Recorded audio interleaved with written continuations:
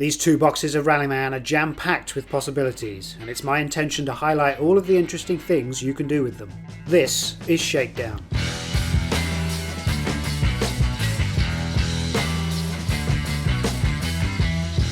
In today's Shakedown, we wonder just what else we can do with all of the various components that these boxes provide.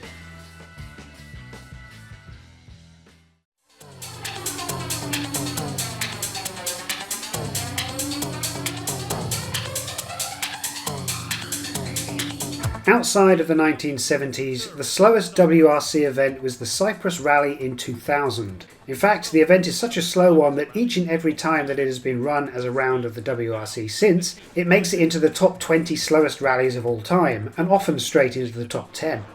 It is such a slow event that even my PS2 emulator can't cope, slowing down to a snail's pace for basically the entire stage while driving, though the replays do seem to play nicely most of the time. 64.11 km per hour was Carlos Sainz's average in 2000. Colin McRae put his foot down a bit harder the next year, managing 66.6, and Sebastian Loeb's fastest average was only 68.57. So what was it about this rally that meant that the fastest drivers on the planet couldn't get up to speed? Put simply, a lot of corners and a lot of rocks. Some years only a third of the entrants made it across the finish line. Such was the challenge that the roads provided. A lot of corners we can easily recreate, but what about a lot of rocks? How can we best portray that in Rallyman?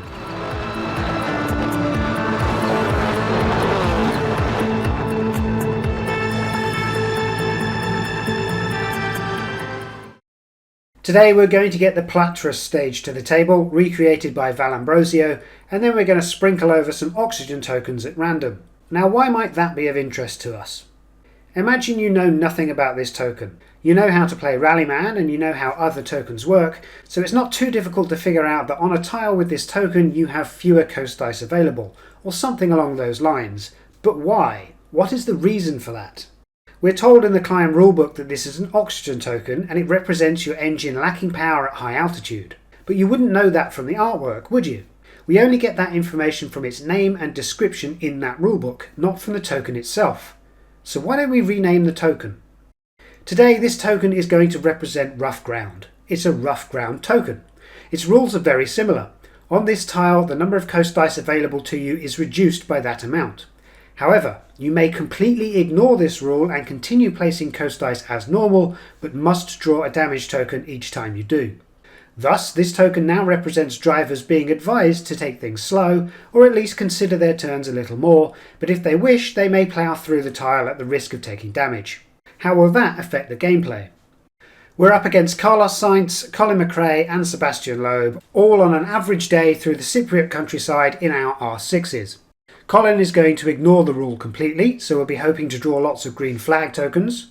Carlos is much more composed and will obey it at every point, and we'll let Seb do whatever he needs to do in the moment. As for us, we'll simply hope to get through the stage faster than any of these guys. Can it be done? Back around the table at last, and we have been randomly put into first place in this rally, meaning we are going to have the leader dice as we head out into the stage. We've randomly distributed the rough ground tokens, and the first one is on this first tile, meaning we're not going to be able to use coast until we get onto tile number 2. And given that we're only going to be accelerating up through the gears, that's no problem whatsoever. Let's think. We could go over the jump in 6th gear if we risk it. That would put us somewhere over here and needing to break down quite dramatically. So let's maybe plan a coast instead and then sit here, and I think we'll see how far we get. You know me, I'd like to go flat out to get some seconds. And this is a very silly idea, the amount of dice that we've got. Only gears 4 and 5 show hazards. So we make it over the first jump and sit here in 5th gear. Next round then, we need to break down to 3rd gear to obey the speed limit around the outside. A couple of leader dice will put us there, and then 4 and 5 put us up there, and we could finish in 6th gear in a slide if we want to go the slow way through this corner on the next turn.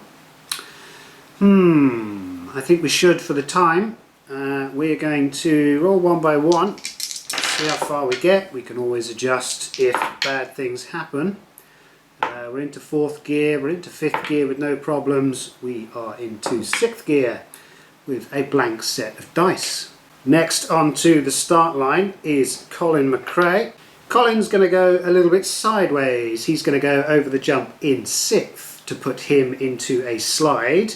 What are we going to do? We are going to go into 5th in order to then break down into 3rd gear to go around the outside, or a handbrake in 2nd and then leader out like that, knowing that the next tile has fewer coast dice than we're allowed thanks to rough ground. But I then want to go for distance, and then that would allow us to go 1st, 2nd, 3rd, and then start using our coast dice once more. Let's see what happens. These NPCs are easier, in theory at least, for being on the medium difficulty. Let's see how we roll before we see how they roll. A hazard on gear 5 to begin is not the best. Breaking down to 3rd gear is good. Can we handbrake into 2nd? Yes, we can. We're going to go safely into the next tile. We're on this tile. We have just the one hazard left to go before we lose control. We're in gear 1, so it wouldn't matter if it does roll a hazard. We are safely through. We finish, however, in 1st gear, taking quite a bit of hit on the time, unless we have found a good line through. Let's see what Colin can do.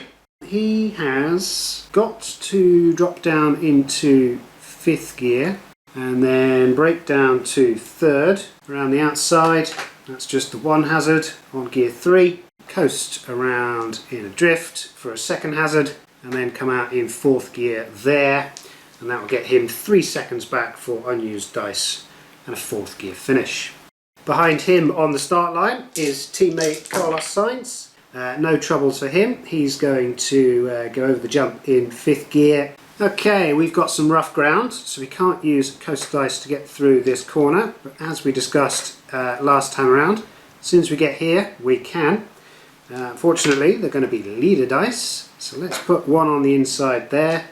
Let's go into 3rd gear here, through the water splash, over the jump in 4th, and I think we could maybe finish in 5th there for the time, but then we'll be bogged down through the corners, I think. Let's see, it would be something like 4, 2, leader, 3. That wouldn't be bad, I suppose.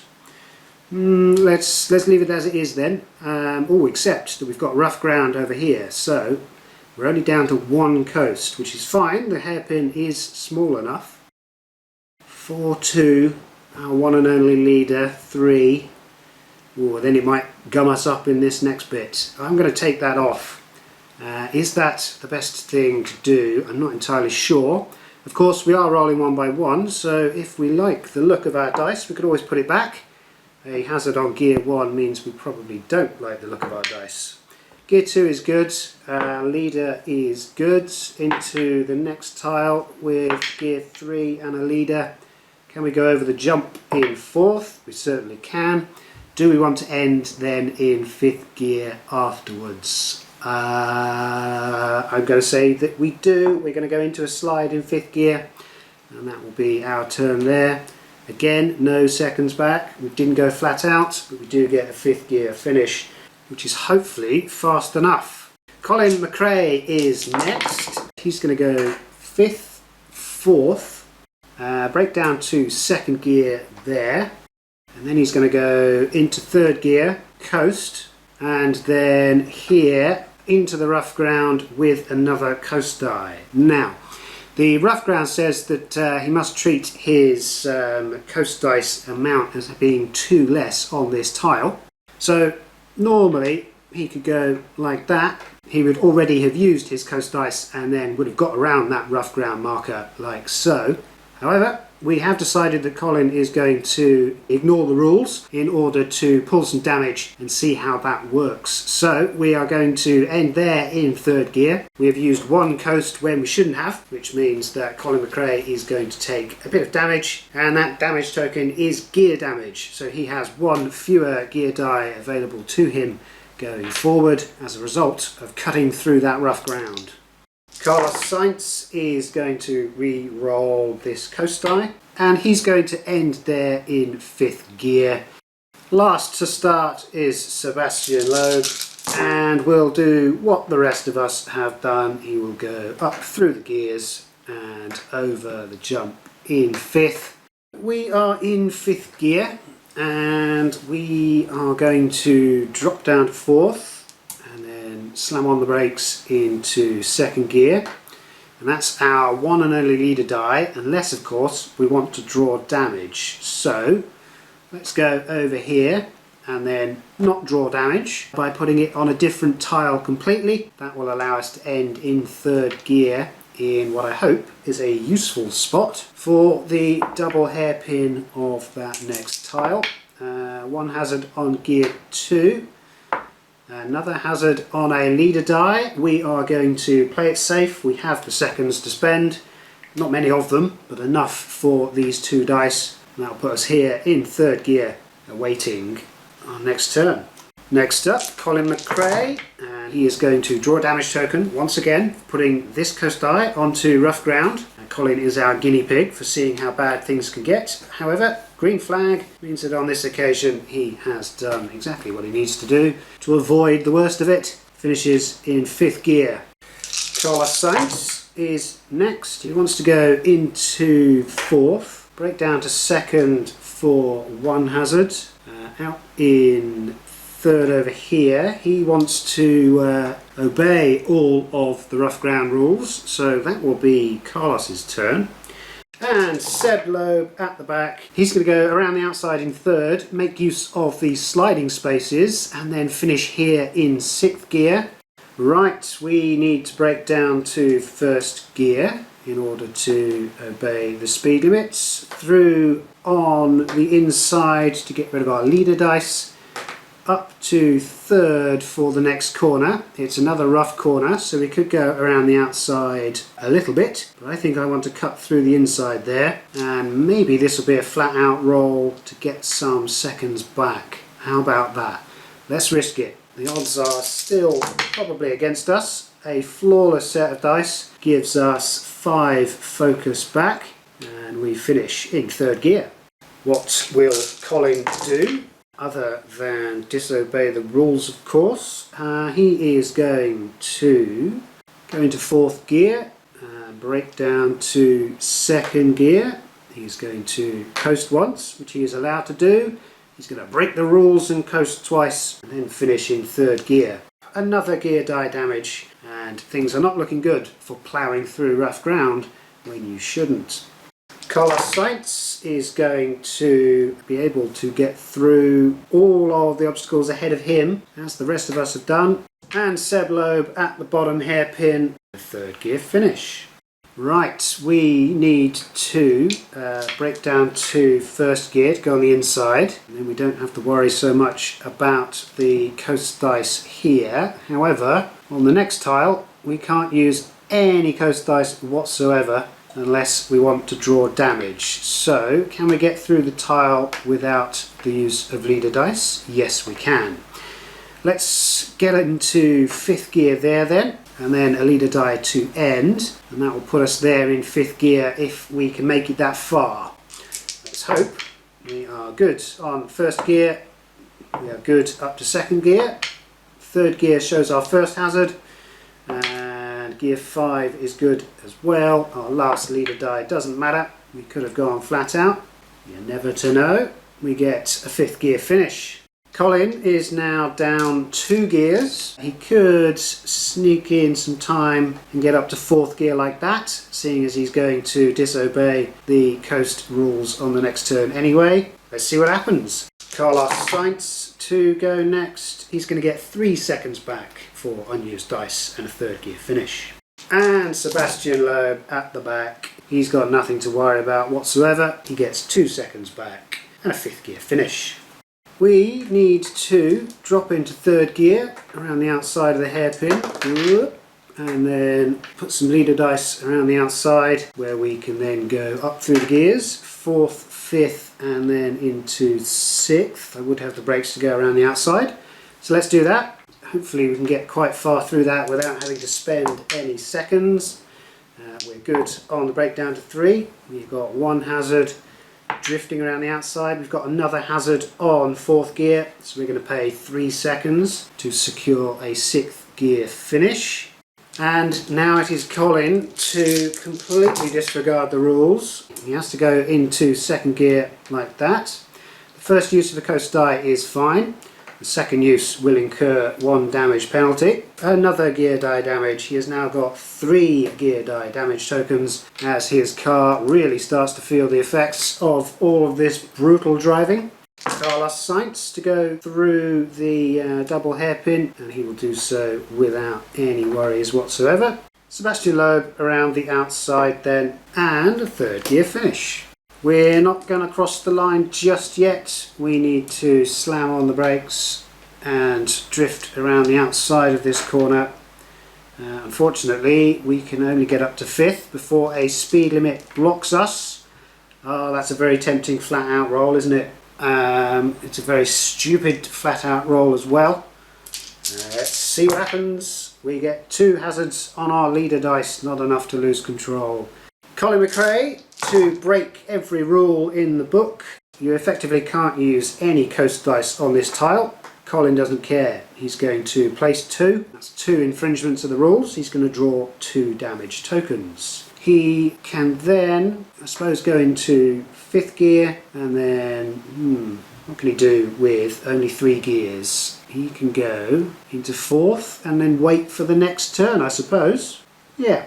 Colin has drawn 2 more gear die damage tokens. Short of crashing, there's no way for Colin to pick up any extra damage, so as a result of all that rule breaking, he is going to limp his way to the finish line, and that's a lesson for what not to do.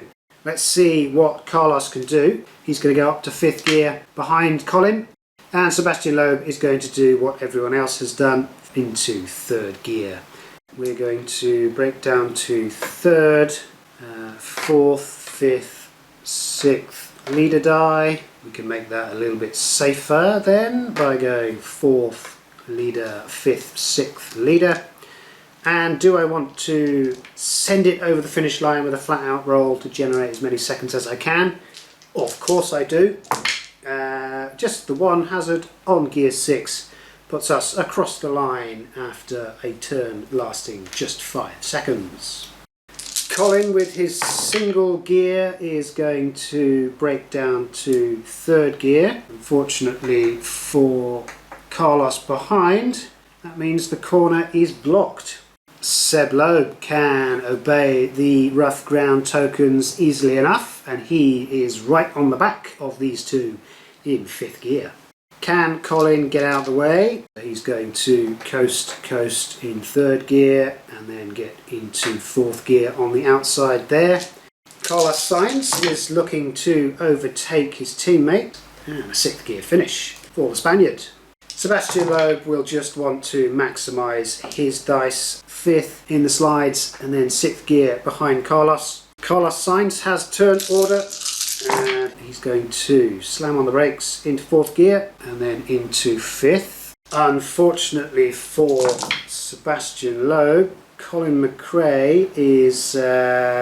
fortunately for Sebastian Loeb, Colin McRae has the if in doubt flat out trait, which means we're looking for 3 hazards on gears 1, 2, 3 and 4, and that is what he's rolled. So at the end of this turn, Colin McRae is going to lose control and, importantly, be off the track for Seb Loeb to overtake him. And the result of that damage is, obviously, his 6th gear die damage token. So Colin has retired from the rally on account of not being able to move. His gearbox is a bunch of very broken parts, and that means that Seb can reel in Carlos ahead. From here it's a formality, Carlos and Seb crossing the line in 6th gear to finish the stage, but who has done so quickest? The timesheet, provided I'm not so rusty as to make any mistakes, shows that starting from the back and watching the various lines play out ahead was very beneficial for Loeb, who finishes in 2 minutes and 33. I do manage to claim 2nd place, just 3 seconds ahead of Carlos, but watching the tape back, he did have the opportunity to overtake Colin before the hairpin, and doing so would have shaved a good 20 or 30 seconds off his time, so 2nd place should really be his. While we're not so sure on that then, we are very certain that Colin retired from the stage, with the clock showing 4 minutes and 4 seconds before his run was done. So did the rough ground token do what we hoped it would? I think it did, you know, but then it was always likely, as the rule is basically the same as that of the oxygen token, just with an extra damage draw.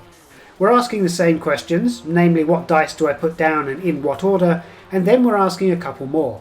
Is there an assistance tile coming up? Is the championship at stake? Do I just want to see how much of a mess I can cause? How bad can 1 damage token be? How bad are 2 damage tokens? Whatever the reason for you tearing into the rough stuff like there's no tomorrow, do have fun doing it, because that's why we do all of this board gaming in the first place, isn't it? Once we fish Colin out of the bushes, we'll see where the road takes us next. Surely these oxygen tokens can't be the only components that we can repurpose.